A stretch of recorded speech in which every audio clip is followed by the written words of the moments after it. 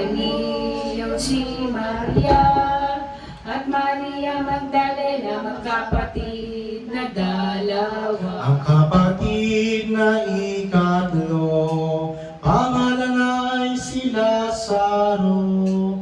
Minamahal na totoo ng poong si Jesucristo at tunay nitong katoto. At manangay isang araw, si Lazaro ay dinatnan.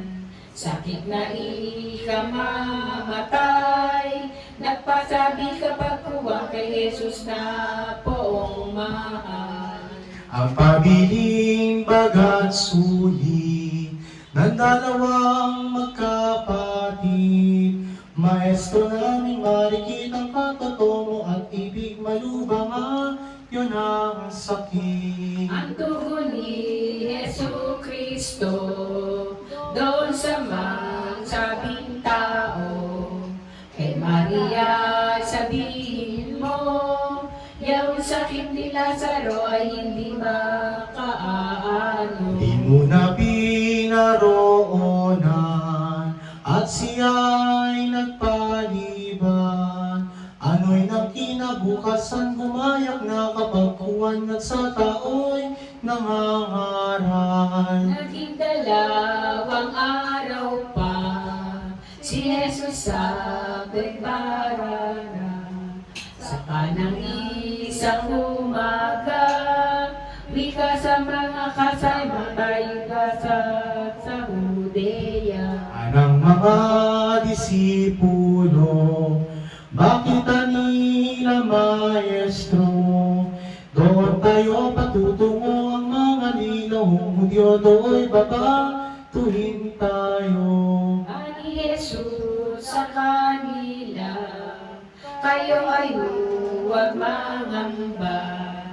Helena, sumunod ka po nila, doon inyong makikita ang papaninta. Nagsilakad kapakuhan, naparoon sa libingan, ani Jesus naman, Sa madlang maraming tao, at marami sa kanila ang nagsisampalataya, na anak ng Diyos siya muling ikinabalisan ng Pariseong lahat na. hindi na nga nakatoto ang loob ng mga lilo.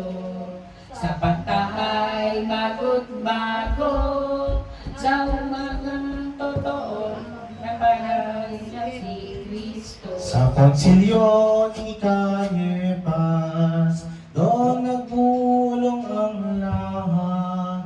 Pariseo at eskribas ang nayaring nilang usap, ipapatay ang Ang Mesiyas. mga usapang ito, niyong mga Pariseo, nakakalastas ni Kristo, agad silang napatungo sa malapit sa disyerto. Di napakita sa bayan hanggang dalawang buwan. Sa Efesia tumahan 10 apostoles naman pangingilang niya bilang. Yung pagtatago niya, di sa takot at pangako, inakit na kapag daka ang mga alagad niya.